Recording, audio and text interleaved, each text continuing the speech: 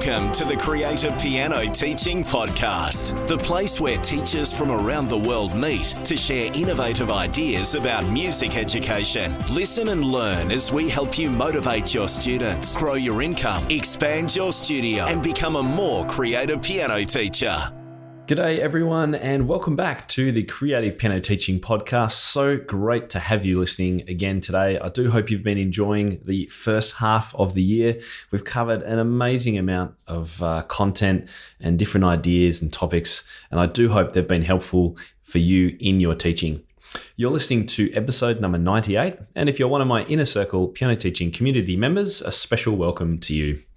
My name is Tim Topham, and I'm the host of the Creative Piano Teaching Podcast. And this is the place where you can get weekly inspiration, ideas, and teaching strategies to help you be the best piano teacher that you can possibly be.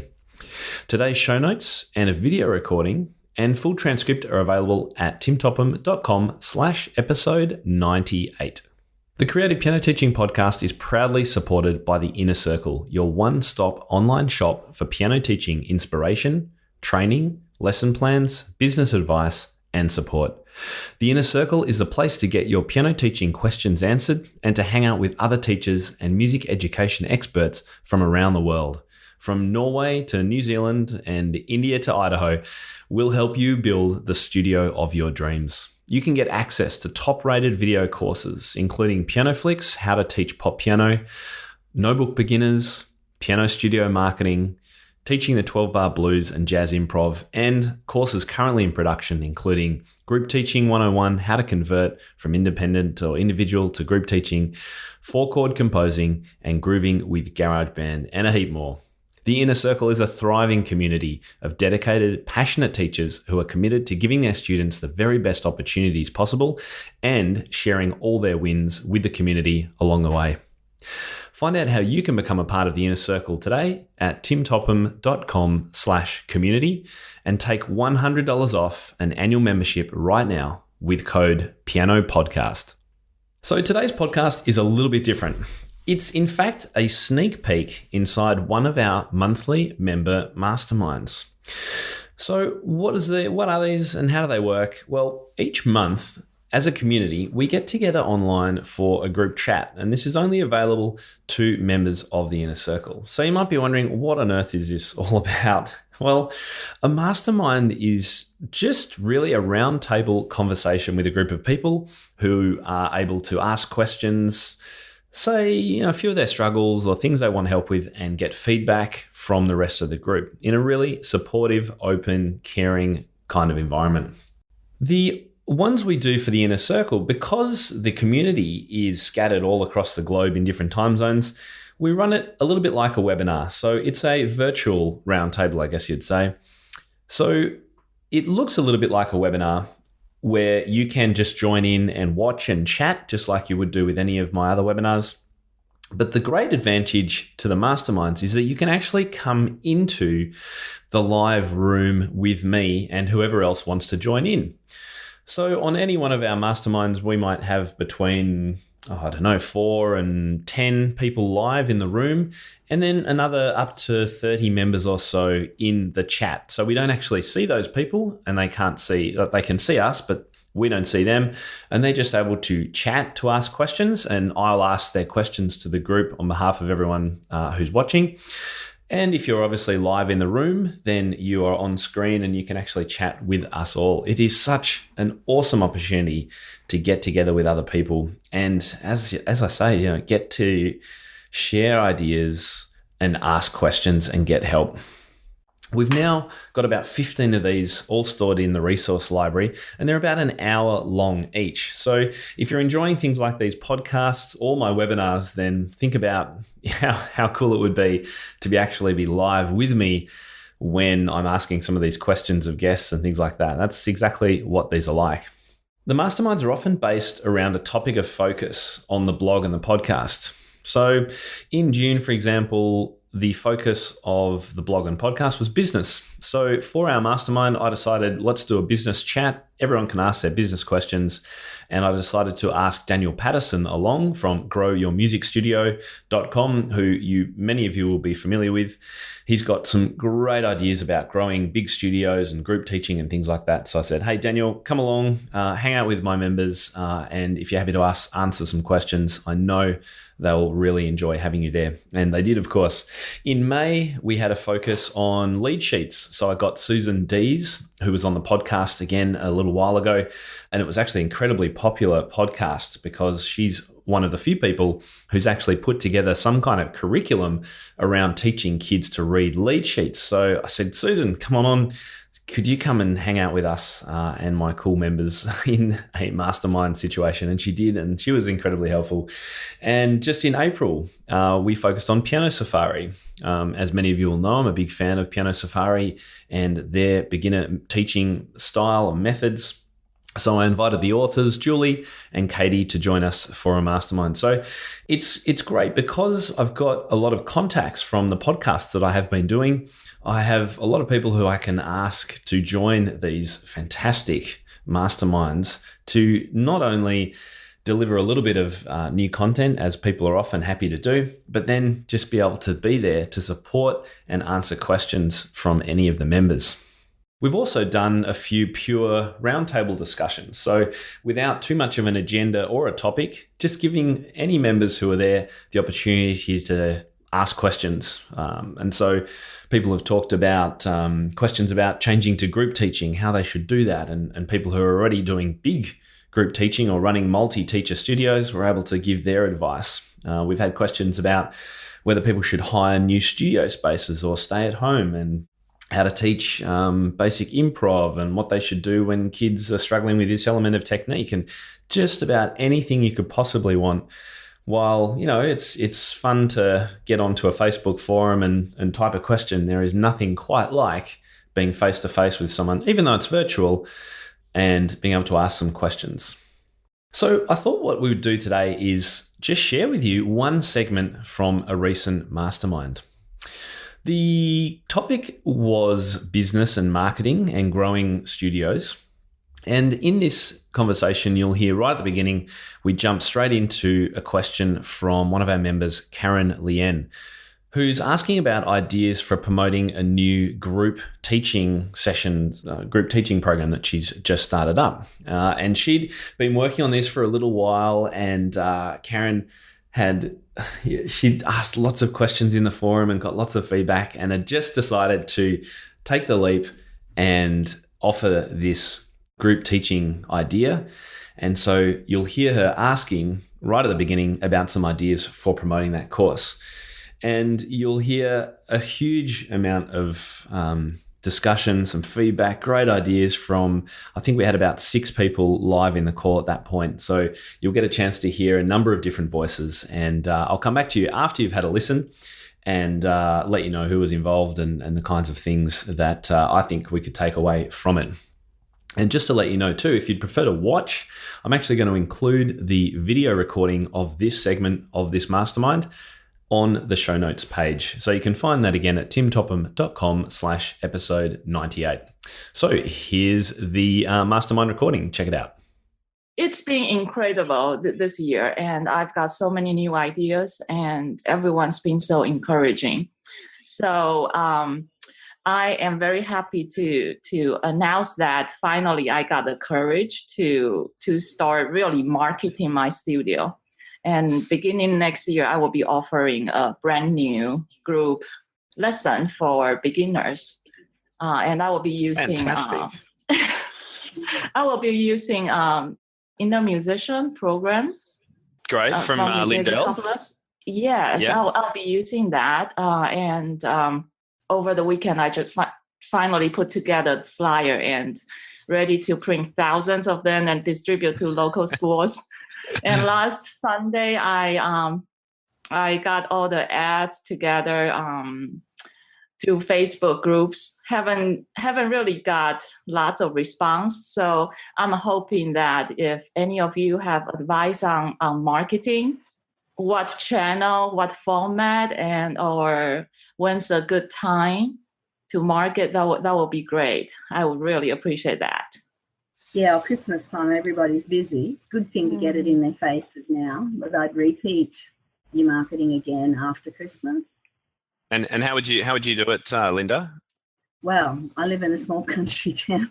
So usually mailbox drop I've found works well. The local buy swap and sell page on Facebook, the community pages, like we have lots of little tiny communities, a couple of hundred people.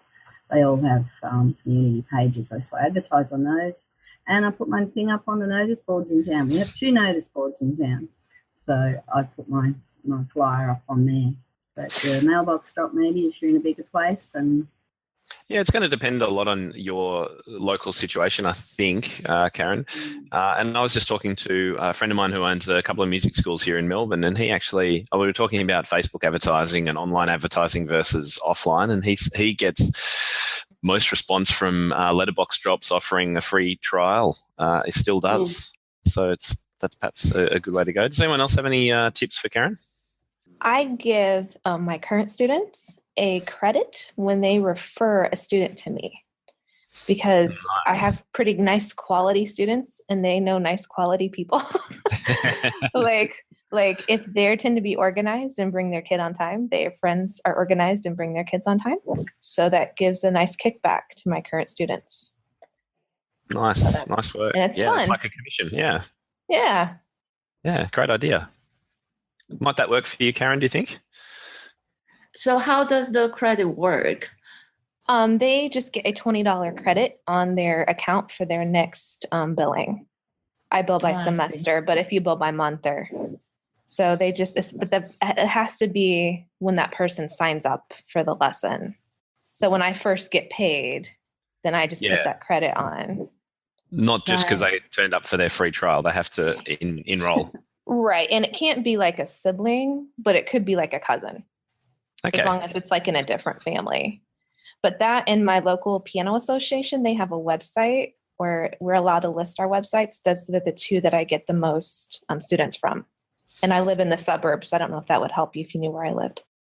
One thing that you might think about, Karen, is homeschool groups. I know for me, we have a big homeschool community in our area. And so like the Facebook homeschool groups, if you know somebody or whoever runs those pages, sometimes that's a nice way to get things going on during the day instead of after school. Right. And Julie is watching. She says she talks about being a piano teacher to everyone, all the families, everyone she knows. And she has got a couple of students enrolled from a doctor friend, even like just talking about what you do to people.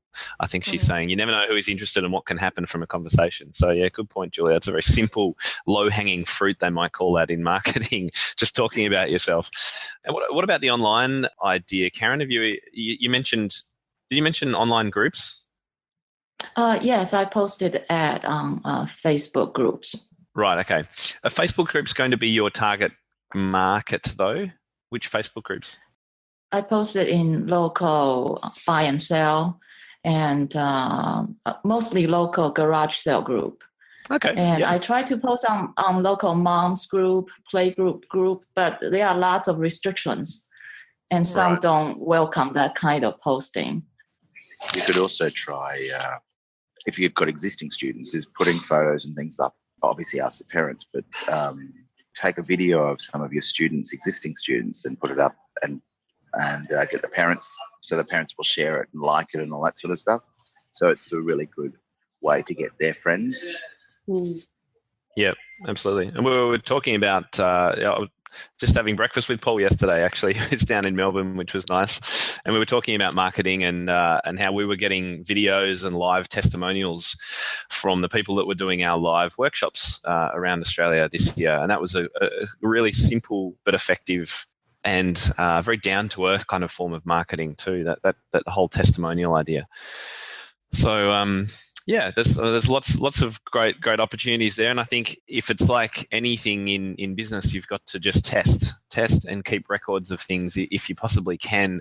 When people do sign up, ask them where they found out about you from, or see what code they've used if you've offered something like that, so you can track what marketing efforts are having the most results. I think that's important too, and then you can just drill down on the ones that are most effective. I think it's good to have that kind of information on the enrolment sheet. Like when they first come and put in all their details, that's one of the details that you put down on the sheet is, how did you find me? Yeah. Because sometimes in the interview you forget to ask those questions. Be a good thing to have on an interview sheet for your new sign-ups. So, yeah. Does that help, Karen, a little bit? Yes. I'm always interested in finding out how students heard about me. And Tim, you mentioned about using code, and so how do you use that?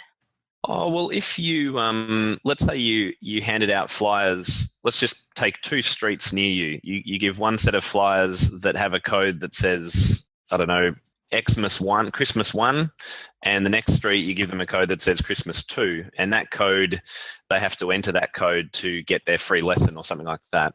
You can then track which street or which flyer created the most returns for you. That's a very simplified view, but that's the idea of coupon code. So if people sign up to my community with a coupon code, I can track which webinar they've come from that have brought them in with that particular code. So that's kind of helpful. There's probably other ways to do that, but that's a simple way.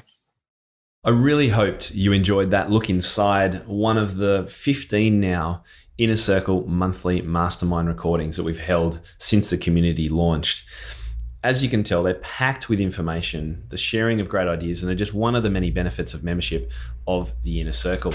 And you can see that Karen was able to get a huge amount of ideas on how she could move forward with that part of her studio teaching. And so, imagine what you could do with that kind of information if you were to ask a question of our community and get some feedback like that. It could be completely revolutionary to what you're doing and how you're going about things. I also, I'm very aware that many of us are very isolated and we teach solo in our own studios and rarely get time to hang out with other piano teachers, except perhaps at an annual conference, if we're lucky enough to be able to afford it and have the time to get away. So when you are operating on your own a lot, as I say, while it's great to be able to jump on Facebook or whatever it is and have a flip through some questions and things, there is nothing like actually feeling a part of a real community of teachers who are all so passionate about not only doing amazing things in their own studios, but also about sharing all of their great ideas with everyone else. And I think that is one of the crucial aspects and benefits of this community. Now, keep in mind too that this mastermind was related to business on this occasion. It's not the only topic we talk about, and it's just one of the many chats and conversations that we've had in these monthly meetups online. And I hope you're able to sense the depth of feedback that you can get when you put a group of supportive and experienced teachers together who are so happy to share their ideas and thoughts. And on that, I would like to give a special thanks to Linda Irvin, Christy Dawson, Paul Myatt, Susan Head, and Amber Robinson for sharing their advice in this mastermind and being happy to be featured on the podcast. Thank you very much for your participation in the membership and all that you give to all our members. It's fantastic.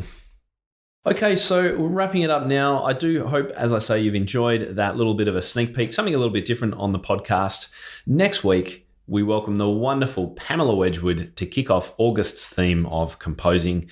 As you'll know, if you've watched any of my repertoire rap videos on Facebook, and a little plug for those of you who haven't, and you're interested in finding out about cool new repertoire for your students, then I would check these out. You can also access them on my website. Just head to timtopham.com/rap. That's R-A-P, R if you're in the States, R-A-P. And that has been a great way for me to explore Pamela Wedgwood's music. And I've always been a fan of what she does for students. So in next week's podcast, she talks about how she inspires her students and how to make every opportunity in the studio one for creativity. So you're not going to want to miss that one. In August, the topic is composing, so we're going to be exploring lots of ideas around that topic and generally creating music at the piano. And I'll be sharing my own tricks and strategies around 4-chord composing, which is probably one of the things that I get asked to talk the most about at workshops and events, and certainly the thing that I get asked questions mostly about, because people have seen some of the ideas that I've had in YouTube videos and things about working particularly with teenagers and adults, but also with younger kids, on using chords as a basis for composition. And so I'm going to be talking lots more about that next time, and look forward to a live webinar on it with me at the piano doing some demonstration too. That's coming later in August. So can't wait to share all of that with you. Stay tuned next week, and I hope you enjoyed today's episode. Until next time, goodbye. Ladies and gentlemen, that will conclude this evening's entertainment. Oh, thank you. Thanks for listening to the Creative Piano Teaching Podcast. We'd love to help take your teaching to the next level as a member of our supportive community. Use the coupon Piano Podcast for $100 off an annual membership of Tim's Inner Circle today. To find out more, head to timtopham.com/community.